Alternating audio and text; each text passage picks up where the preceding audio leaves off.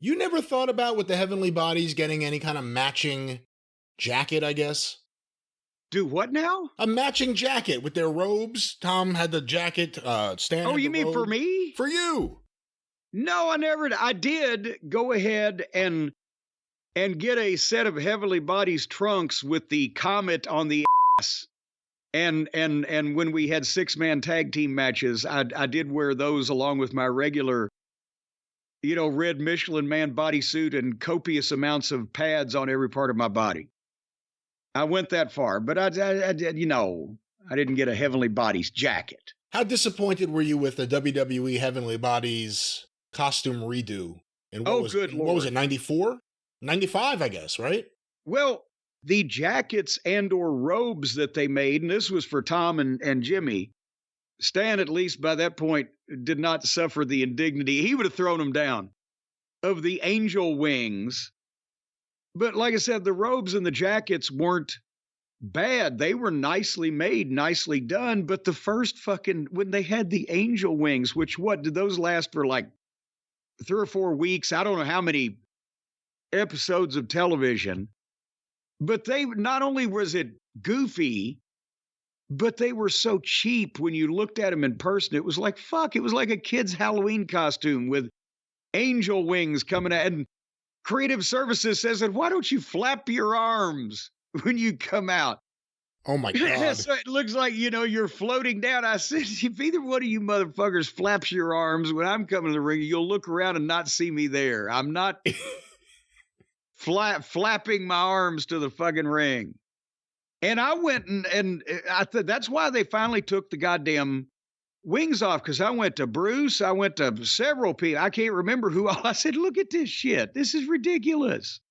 Fucking white feathered angel wings. How does it get there, though? I mean, you say Creative Services did it. Did Vince say give them wings? Did someone show him the wings and he said, I like it? Was he not involved at all and it just got on TV?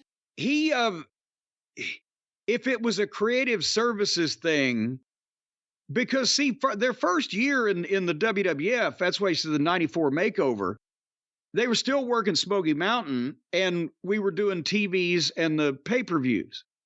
And then when they went full time, they wanted to give them new outfits, right? And again, no problem with that, just not with the fucking goofy fucking wings. And what would happen in a situation like that is Creative Services would send shit to Vince, and depending on what day of the week it was, I mean, if it had been Thursday instead of Tuesday or whatever, he may have liked fucking Chili McFreeze for Steve Austin. And they would send over ideas like that because they weren't the wrestling people. They were supposedly Creative Services people who would get the basic idea. Well, we're bringing this wrestler in and he's a plumber. And they'd go from there. And 99% of it would get wadded up and tossed. They'd fax the stuff in the era of that, or they'd send it over in an envelope. And Vince would look at it with me or Bruce and Pat, whoever may have been at the time, and something might catch his attention. All he wanted was sort of like with Shit Stain. He just wanted a million ideas, and he'd sit there and stare at one or two and huff at most of them, and and then he would think of something. But on occasions, yeah, that'll be great. Yeah, they got Heavenly Bodies, they got the wings. Yeah, good. Moving on. Because it wasn't like he was reviewing a Steve Austin makeover when talking about getting the Heavenly Bodies new gear, right? So he wasn't going to fucking lose sleep over that. But that's how that would happen with anybody, with any gimmick. Did Bruce ever speak up and disagree with Vince or tell him that one of his ideas maybe wasn't up to snuff?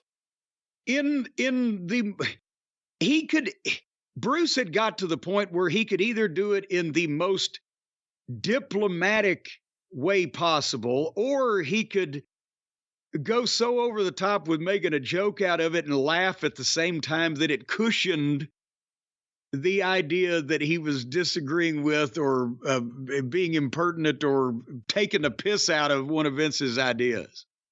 And if he could get him to laugh, then he could maybe suggest something else. If he didn't laugh, then maybe he backed up and didn't worry too much about pressing it or whatever, right? But there was no spirited philosophical discussions. He was applying Vince's view of wrestling, but maybe with a different fucking idea of what might be done with a person.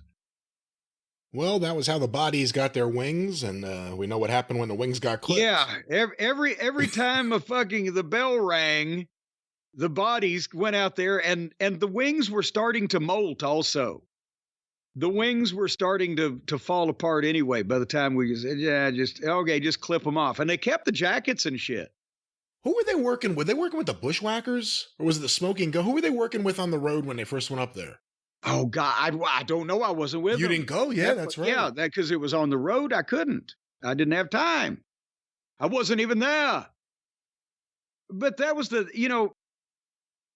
their best year was their best year in the ring and for being used was the year that they were just doing the part-time stuff and working for me in Smoky Mountain because we got a match with the Steiners because they were short on tag teams, which is why that they probably, had the idea to begin with. And they could tear the house down with the Steiners because the Steiners were used to working with my teams and the style we did. And they liked the guys, and Tom and Jimmy were great.